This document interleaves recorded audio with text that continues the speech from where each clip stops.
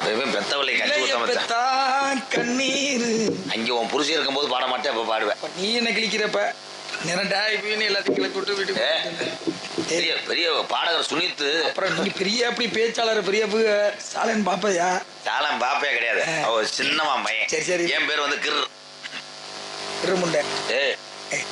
முண்டை சாமியார் மாதிரி நடந்துக்க. உன்னை பார்த்தா சாமியார் மாதிரி தெரியுதா? பார்த்தாவே கோமலி பை மாதிரியே தெரியலையே. அக்கனி செடி தூக்கிட்டு கம்பு கூட்டு வெந்தய மாதிரி வந்து நீ இன்னமும் சிலுவை ஊத்தி உள்ள இறங்குற மாதிரியே இருக்கு.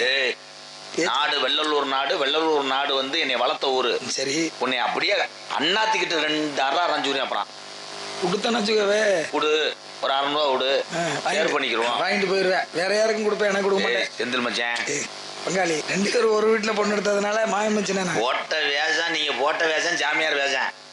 சாமியாருக்கு மரியாதை கொடுப்பேன், வேஷத்துக்கு மரியாதை கொடுப்பேன். ஆனா உள்ள இருக்க வையாவூரி செந்தில்குமார் என் பங்காளி மச்சானுக்கு வந்து மரியாதை கொடுக்க மாட்டேன். பாருங்க, நீங்க உள்ள வெளியில மரியாதை கொடுப்பீங்க, உள்ள மரியாதை. நான் உள்ள மரியாதை கொடுப்பேன், வெளியில கொடுக்க மாட்டேன். உள்ள இருக்கிற வரையுமே நீங்க அன்பாலயத்தோட உரிமையாளர். வெளியில வந்துட்டீங்கன்னா சாதாரண கோமாளி பையன் நீ. முதல்ல அதை தெரிஞ்சுக்க. சாதாரண வெங்காயம் மாதிரி பேசாத நீ. ஆமாப்பு. மூடிக்கிட்டு நான் என்ன சொல்றேன்னா அதை மட்டும் கேளு. கேட்கறதுக்கு வர்ற இந்த இடத்துல நீ பெரிய ஆள் இல்ல, நான் பெரிய ஆளு. நான் என்ன சொல்றேன்னா அதை கேட்கணும். நீ யாரு பெரிய ஆளு? நான் தான் பெரிய ஆளு. சரி, நீ ஒரு 3 நேரம் நீ இருந்து பேசிட்டு வா, நான் போறேன். 30 நாள் நீ இருந்தனால அவ்வளவு சரியா வராது. பேசுறதுக்கு நீ துணை வேணும், அதை முதல்ல தெரிஞ்சுக்கவே. 2 பேரும் கையை பிடிச்சி குத்து கொஞ்சம் தூக்கி அவரை அங்கே வைங்கலாம். என்னை கடிக்க வர்றது மாதிரியே இருக்கு. எனக்கு பயந்து கிடக்குறா. ஆரம்பத்துல இருந்தே அப்படித்தான் இருக்காரு. நீ உதுத்தாள் நிப்ப, நான் நிக்க மாட்டேன். நீ ஆரம்பத்துல இருந்து அவர் அங்கேதான் இருக்காரு. அப்பெல்லாம் சொல்லாம இப்ப ஏன் சொல்ற? என்ன தெரியும்? எல்லாமே தெரியும், எல்லாமே தெரியும். லட்சணம் தெரிஞ்சிருச்சு, பொட்டலா கிடக்கு. இதுக்கு முன்னாடியே உங்க லட்சணத்தினாலதான் போயிருச்சு. உள்ள என்ன முண்டாக்கி வந்தா உள்ள எதுக்கு வந்த? உள்ள நீ வராம வெளியில இருந்தீங்கன்னா எல்லாம் இருந்திருக்கான். அடுத்த வருஷம் நான் ஒரு முடிவு பண்ணிட்டேன். இங்கேயோ சேர் போட்டு உட்காந்துக்க. அடுத்த வருஷம் நான் போகவே மாட்டேன். இங்க நான் கூட கயத்துக்கட்டில ஓட்டு படுத்துக்கிறேன். பொன்னம்பராதி யாரு முகத்தை அப்படி சேர்ல உட்காந்து வச்சிருந்த மாதிரி நீ உட்காந்துக்க. அப்பதான் ஆள் இருக்கு இங்க. அப்படிதான் அவரை வந்து நாடகம் நடிக்க முடியாத நேரத்துல கூட நீங்க ஊர்ல வந்து இருங்க அப்படின்னு வேற ஒருத்தர் நடிச்சா ஆடும். அப்படியெல்லாம் வாழ்ந்தவர் யாருன்னா பொன்னம்பராதி யார். எங்கிட்ட மொத்த நடிகருக்கு பெருமை தானே. ஆமா, கூட்டம் வந்துச்சு, பாதிச்சு போச்சு. உண்மைதான், நல்ல விஷயம். எதை வேணாலும் பாத்துக்குவோம். அப்ப நல்ல விஷயம் தாங்க. எல்லா தமிழகத்திலே முத ஓடுன நதி எந்த நதி? அதுக்கு முன்னாடியே எல்லா உயிரையும் வாழ்வதற்கு மரம், செடி, கொடிகள், புல் பூண்டுகளுக்கு ஓர் அறிவு. எல்லா மரங்களுமே மனிதனுக்கு இயற்கையின் மூலமாக வரப்பிரசாதமாக எல்லா உணவையும் கொடுக்கும். ஆனா தென்னையை வச்சவன் தின்னுட்டு சாகணும், பனையை வச்சவன் பார்த்துட்டு சாகணும்னு ஒரு பழமொழி இருக்கு. தென்னை மரம் ஒரு பிள்ளை வளர்வதற்கு அதனாலதான் அதுக்கு தென்னங்கன்று தென்னம் பிள்ளைன்னு சொல்றது.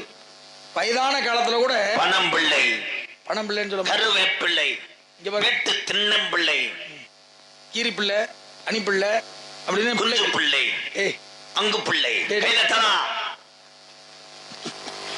எத்தனை பண்ணணும் சேர்ந்திருக்காரு அந்த கூட்டணி. காது கொடுக்காம தெருவில் விட்டு போயிடுறேன்.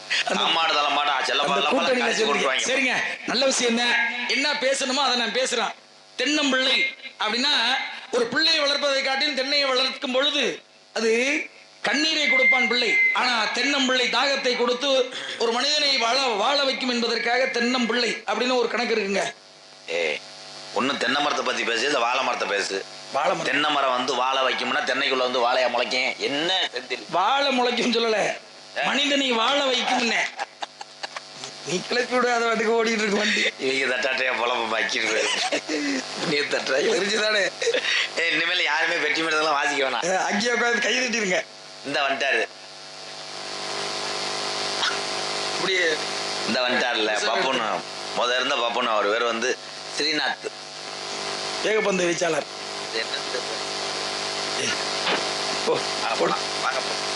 சரி வைக்கத உணிவு எல்லாமே சரிசமமா இருக்கணும் அப்படிங்கிறக்காண்டி எந்த கேள்வி கேட்டாலும் பதில் சொல்லுவீங்க. என்ன கேட்டாலும் மகாபாரதம், ராமாயணம், இதிகாசம், அகநானூறு, புறநானூறு, 1400 கூட சொல்லு. அலங்காநல்லூரா சொல்லு, கேளுங்க சொல்லுவேன். அது என்ன அலங்காநல்லூர் இதுல வந்து சேர்ந்து இருக்குல்ல? அலங்காநல்லூர்ல இருந்து வருகை தந்தவர் தான் அங்கே அமர்ந்திருக்கிறார். எதற்காக இங்கே வந்தார் என்று உண்மையே கேட்கல. அலங்காநல்லூருக்கு போயிட்டேன். அவர் ஏதாவது கேட்டா சொல்லு. அழகருக்கு அந்த காலத்துல அலங்காரம் பண்ணதுனாலே அலங்காநல்லூர்னு பேர் வந்தது. அதெல்லாம் தெரியுமுங்க, 2வது படிக்கும் போது படிச்சுட்டேன். அழகருக்கு அந்த வழியாகத்தான் முன்னாடியே அழகர் போய் ஆயிற்றுல இருந்திருக்காரு. அது வழியாக போடும்போது அலங்கார பொருட்கள் அதிகமாக இருந்த இடம், அலங்காரம் செய்த இடத்தினாலதான் அலங்காநல்லூர்னு பேர் வந்தது. அடிச்சு விடு. ஏய் உண்மையாதையா படிச்சதை தான் பேசுறேன். சரிங்க, நான் கேட்கிற கேள்விக்கு கேளுங்க. கேட்கிறேன். கேள்வி சாதாரண கேள்வி கேட்கிறேன். இந்த வாழைன்னு பத்தி பேசுறேன். சாதாரண குவாலிட்டியா கேளுங்க. டேய் குவாலிட்டியா? சும்மா கேளுங்க. அது என்ன டீ? குவாலிட்டி இல்ல இஞ்சி அதிகமா சுக்கு டீ கொஞ்சம் பவரான கேள்வியா கேளுங்க. அது என்ன பவர்? கோல்டி அப்படி என்றால் கோலம் போட்ட மனைவி கோலம் போடுவதற்கு முன்னாடி புருஷனுக்கு டீயை போட்டுட்டு வந்து கோலம் போடுகிறாள், அதுதான் கோல்டி. கோலட்டி. தட்டிடுங்க இல்லைன்னா திட்டுவேன். எத்தனை பாருங்க இப்படியே நம்ம பயன்படுத்தலாம் போல. நல்லா கைதட்டு. ஒரு ஆள் பெட்டி அது ஆனா பின்னி எடுக்குதுப்பா கைதட்டு. கைதட்டலாம் திட்டுவேன். என்ன பண்றது, திட்டி தொலைவாய்கள் எடுத்து போய் கைதட்டினேன். சரிங்க பாருங்க, வாழை மரத்தை பத்தி பேசினா, என்ன மரத்தை பத்தி பேசினா, தென்னம்பிள்ளை வாழை அப்படின்னு வாழை இடையில கோடு போட்டது யாரு, ஏன் போட்டாங்க? பேக்கல எவன பிளேடு ஓட்டிருக்கேன், அதை வாங்க துப்பு இல்லாம நீலாம் வந்து வேற. டேய் மூதேவி பேல ஏண்டா கேக்குறீங்களே, அரைஞ்சுக்கங்கடா ஒவ்வொருத்தன. வால் புது பேக்கில் எவனோ பிளேடை போட்டு போயிட்டேன், அதை தைக்க நேரம் இல்லை, சொல்ற முடியல. வாழையில என் கோலம் போட்டேன், சட்டியில என் கட்டி விட்டேன். தெரியுமா தெரியாதா? தெரியும். அப்ப பதில சொல்லு அண்ணே. இதுல சார் போய்ங்கண்ணே, இதுல சார் போய்ங்க. வாழை இலையிலே எதற்காக கோடு இருக்கிறது அப்படி என்றால், ஒரு வாழை இலை பிறரை பசிய உண்டாக்கி அதை உணவை அருந்தி அவனை வாழ வைக்கும். ஒரு மனிதனை பசிய போக்கி ஆயிலை கூட்டி அவன் உசுரை காப்பாற்றுவது அன்னம். அன்னத்தை வைக்கும் இலை வாழை இலை. வாழை இலையிலே அத்தனை கோடுகள் ஏன் இணைந்திருக்கிறது என்றால், அத்தனை கோடெல்லாம் சொல்ல, ஒரு கோடு தான் இடையில வருது. அத்தனை கோடுன்னு இடையில ஓட்டு அடிச்சிட்டு இடையில கோடு இருக்கு. அந்த வழக்கம் சொல்றேன், ரெண்டு பக்கமா அதிக கோடு இருக்கும். அதிக கோடு இருந்தால் ஒரு வீட்டிலே விசேஷம் வைப்பவர்கள் ஒருவர். நேரம் இருக்கா? ஒரு கோடு. விசேஷம் நடத்துவர்கள் ஒருவர். ஆனால் மதுரையிலே விசேஷம் வைத்தால் மானா மதுரை, அறந்தாங்கி, பட்டுக்கோட்டை, திண்டுக்கல், கரூர் அத்தனை உறவுகளும் ஒவ்வொரு வழியாக வருவார்கள். அதுதான் சைடில் இருக்கக்கூடிய கோடு. கை தட்டிடாதீங்க. வா வா. சைடுல இருக்க கோடுல அதுக்கு பேர் நரம்பு. இடையில இருக்கிறத வாழை தண்டோடைய அப்பா கோடு இருக்கா இல்லையா? பாப்பா நல்லாதான் சொல்லிவிட்டேன். அவங்க சொல்லட்டும், ஐயா நீங்க எல்லாம் நீதிமான்கள், ஏன்னா நீங்க பொய் சொல்ல மாட்டீங்க. இருக்கிற 15 பேர் நம்மளால தானே, அப்ப நம்மகிட்ட சொல்லடா, வழி இல்ல. கொத்தனார் பழனி மையம் மட்டும் கலர்றேன் பாரு. நீங்க அதை பத்தி எதுவும் யோசிச்சிருக்கீங்களா? அவர்னாலே ஒண்ணும் பண்ண முடியல, நீ என்ன கிழிக்க போற? ஆனா பரவாயில்ல, சட்டையே அதுக்கே பச்சையை போட்டதுல வாழைக்காய் இருக்கிறதுக்கு கேட்டா என்ன கேட்டீங்க? வாழை இலையிலேயே நடுவுல கோடு, நடுவே கோடு. ஆமா, வாழை இலையிலே எதற்காக நடுவிலே கோடு இருக்கிறது என்றால், நீர் கெடுப்போ உணவு அருந்தும் போது வைக்கக்கூடிய என்னங்க என்ன இந்த காட்சியெல்லாம் பார்க்கணும் குடும்படா. ஆஸ்பத்திரி இருக்கா சாமி? வெதர்ல கட்டடம் சாமி. அந்த மயனை தூக்கிட்டு போ. அவனை வேலை செய்யாம பாத்துக்கிறதாண்டா உங்க 2 பேருக்கும் வேலை. 20 நிமிஷம் நடந்து வந்து ஒரு காமெடியை சொல்லிட்டு போது என்னன்னு பார்த்தா இவன் ஏதோ சொல்ல வந்திருக்கான். விடுங்க, இவருக்கு ஏன்டா வாயில சொல்ல சொல்லணும். 2 ஓடுதே, இதுவும் அது ஓடுதே. சொல்லுங்க, எதற்காக வாழை இலையிலே நடுவே கோடு இருக்கிறது என்றால், கேட்டோன்னா பட்டுன்னு சொல்லணும். உணவு என்பதற்கு வெஞ்சனம் தேவை, சாப்பாடு தேவை. இருங்க சொல்றேன். சாப்பாடு, குழம்பு வகைகள் அனைத்தும் இருந்தால்தான் ஒரு மனிதன் உன்னதமாக திருப்தியாக உணவு உண்ண முடியும். அந்த வெஞ்சனத்திற்கும் இந்த சாப்பாட்டிற்கும் 1980 சில்லறையில சண்டை வந்துருச்சு. சண்டை வந்த பொழுது பங்கப்பிரி, நீ ஒரு பக்கம் இருந்துக்க, நான் ஒரு பக்கம் இருந்துக்கிறேன் அப்படின்னு சொல்லி அன்றைய தினம் வைத்து முளைக்கப்பட்ட கண்டு தான் அந்த வாழை கண்டு. அதுல இருந்து வந்த இலையிலேயே கோட போட்டு வெஞ்சனம் ஒரு பக்கத்து இருக்கு, சோறு குழம்பு ஒரு பக்கத்து இருக்கு. வேற என்ன சொல்லணும்? அதுதான் தெரியுது. 15 என்ன கேட்டீங்க? அந்த கேட்டால வாழை இலையில ஏன் இடையில கோடு வந்தது? அதுவும் கேள்வியா? இல்ல கேள்வி அதானா? அதான் கேள்வி.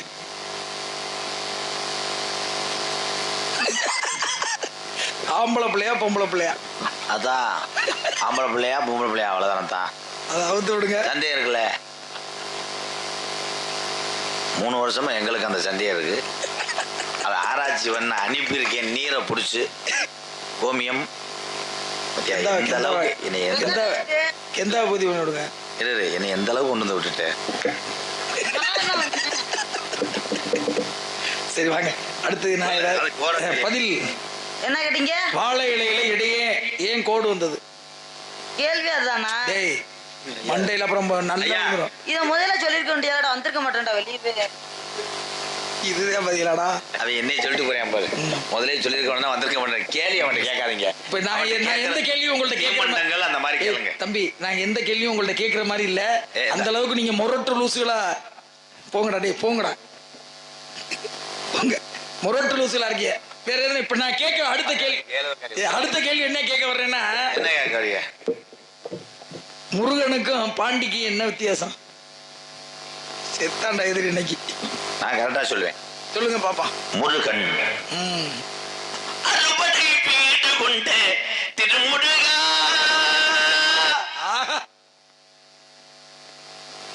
முருகன் என்பவர் தமிழ் கடவுள் முருகன். அனிதினும் ஆலயத்திலே அன்னதானம் பெற்றுக் கொண்டிருப்பார். ஆனால் பாண்டி என்பவர் துடியான தெய்வம். பாண்டி முனி யாரிடமாவது பேயா பிடித்தால் 5-6 உடுக்க உடைத்து விடும். அது பயங்கரமான தெய்வம், உக்கிரமான தெய்வம். பாண்டி முனி பரபரத்து பாண்டி விழுந்து தாயில் போச்சுது. என்ன அதுதான் முண்டை கண்ணு தெரியாம அந்த ஓட்டைகளை விட்டுட்டு இது என்ன ஆட்டம்தா? சாமி வந்துச்சா இல்ல வேற எதுவும் கடிச்சு குடிச்சா? என்னடா இரா போற 2 நிமிஷம் ஆடிக்கிறேன்டா. அதெல்லாம் ஆச்சி மாவா எல்லாத்தையும் குறி சொல்லுவார். இருப்பா பையாப்பா வந்தது யாருப்பா? தெரியலையா? தெரியலையாப்பா? தெரியலையா? இதோட 104 மணி கார்ல எடுத்துன்னு. அவன் சொல்றதும் சரிதானே. என்னை யாரும் தெரியலையான்ட்டேன். நான் தெரியலன்ட்டேன். நீ தானே 4 மணிக்கு காரில் எது கூட்டு வந்தோம்ட்டேன். சிரிச்சுக்கிறோம்த்தா. இனி என்ன கூத்து பண்றாங்க பார்த்தா. நான் கூட ஆடினவனே கணேசன் நினைச்சேன். விநாயகர்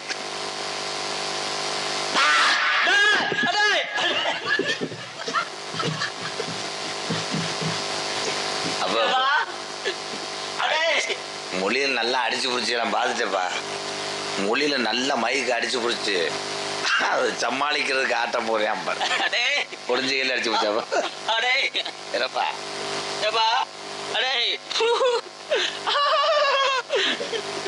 என்னப்பா என்ன சொல்ல வந்தோம்னே தெரியலையாப்பா? என்னப்பா யாரும் தெரியலையாப்பா? ஏதே அவன் சொன்னியா நீ அது சொல்லு. தெரியுதா தெரியலையாப்பா? தெரியலப்பா. நான் தான் மேலூர் முனியாண்டி மையன். அப்படியா? அப்ப எனக்கு 1000 ரூபாய் தரணுமே. அது எங்க அண்ணன் இளையவன்டா. காசை வாங்க நாங்க வர்ற வாடு எங்க ஆளுகளே மத்திக்காடியா உட்காந்து பாக்குறது கண்டமாயா. ஆத்தா உங்களை சிரிக்க வைக்கிறதுக்கு நாங்க வர்ற வாடு அந்த தருமாசுபத்திரிக்கே அடுக்காது. நான் கூட சத்திய புரியாதே வருதுன்னு நினைச்சிட்டு. சரி கேட்ட கேள்விக்கு பதில் சலக்குன்னு நீ ஏன் கேட்ட கேள்விக்கு பதில் அவ்வளவுதானா? எந்த கேள்வி? உக்கிரமான தெய்வம் பாண்டி முனி, சாந்தமான தெய்வம் முருகப்பெருமான். அவ்வளவுதான். நீங்க வாங்க கேள்வி கேக்குறிய. அதே கேள்விதான். பாண்டிக்கும் முருகனுக்கு என்ன வித்தியாசம்?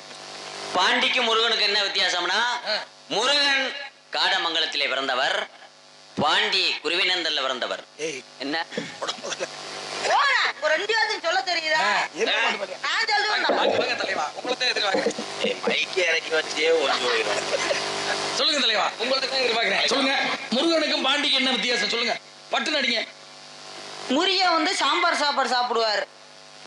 பாண்டி வந்து மட்டன் சாப்பாடு சாப்பிடுவார். நீ எந்த புருஷ வீட்டுல சாப்பிடுன்னு பாக்குறேன்.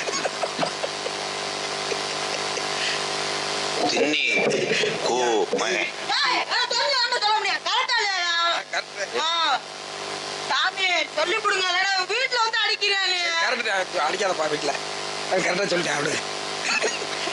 உள்ள ஆளோட சோழ ஒரு சத்தம் கூட்டிட்டு வா. சத்தம்லாம் கிடையாது. இப்ப நான் கேட்ட கேள்விக்கு நீ பதில் சொல்லவே இல்லையே. நான் சொல்லிட்டேன். இருங்க, என்ன கேள்வி? நான் ஏற்கனவே கேள்வி கேட்டிருந்தேனே. என்ன கேள்வி கேட்ட? அதைத்தான் மறந்துட்டு என்னடா கேள்வி கேட்டேன்? என்னடா கேள்வி கேட்டேன்? வந்தோடனே கேட்டேன். தமிழகத்திலே முத ஓடின நதி எந்த நதி? பொன்னி நதி. பொன்னி நதி. தப்பு. ஏய், நாரதர் பிடிபட்டார் மேடையிலே, உறங்காம்பட்டிலே அசிங்கப்பட்டார் வையாபுரியார். நாளை டைட்டில் போடுங்கடா. முதலிலே இந்த பூலோகத்துல பொன்னி நதி தான் உருவானது. கையிலே சிவபெருமானுக்கும் பார்வதிக்கும் திருமணம் நடந்தது. வடதிசையில, செந்திசையில இருந்து அனைவரும் போயிட்டாங்க. வடதிசை தாழ்ந்து தென் திசை உயர்ந்தது. உலகத்தை சமநிலை ஆக்குவதற்கு சிவபெருமான் அகத்தியரை தென் திசையை நோக்கி செல்ல சொன்னார். அப்பொழுது பொன்னி நதி பெண்ணாக உருவெடுத்திருந்தது.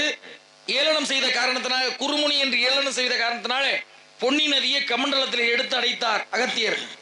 அதை விடுவிப்பதற்காக விநாயக பெருமான் காக்கை உருவம் எடுத்து கமண்டலத்தை தட்டிவிட்டு விரிந்து ஓடியதனால், காகம் தட்டிவிட்டு விரிந்து ஓடியதனால் இன்று முதல் காவிரி அப்படின்னு இரண்டாவது காவிரின்னு பேர் வந்தது.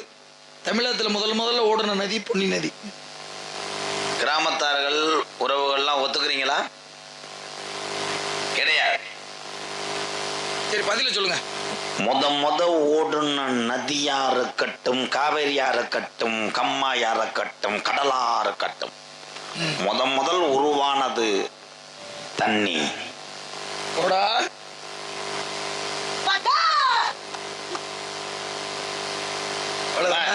முதல்ல உருவானது உருவானது நதி அல்ல, உருவானது நீர். நீர் உருவானாத்தான் அது பெருக்கெடுத்து ஓடுனாத்தான் ஆளாகும், காவேரியாகும். அத்தனை ஆறுகள் சேர்ந்து தண்ணியை உருவாக்கி ஓடினாலும் கடைசியிலே நல்ல தண்ணி மாட்டுவது உப்பு தண்ணிடா, அதுதான்டா கடல். பகுமானா. சரிங்க, அது 3.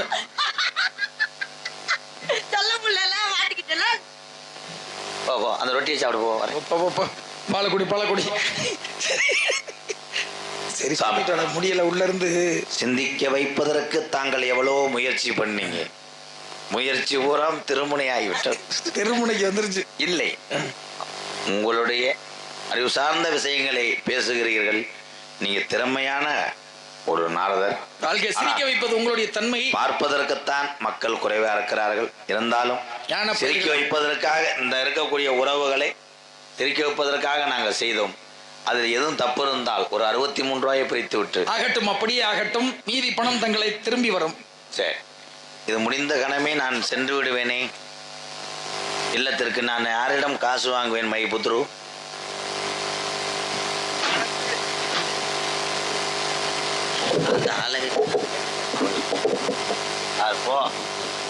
மூஞ்சியே ஏற்கனவே இருளடிச்சு போயிருக்கு, இதுல மீச வேற. தம்பி தேவா. அண்ணா அண்ணா சேங்கை மாறா.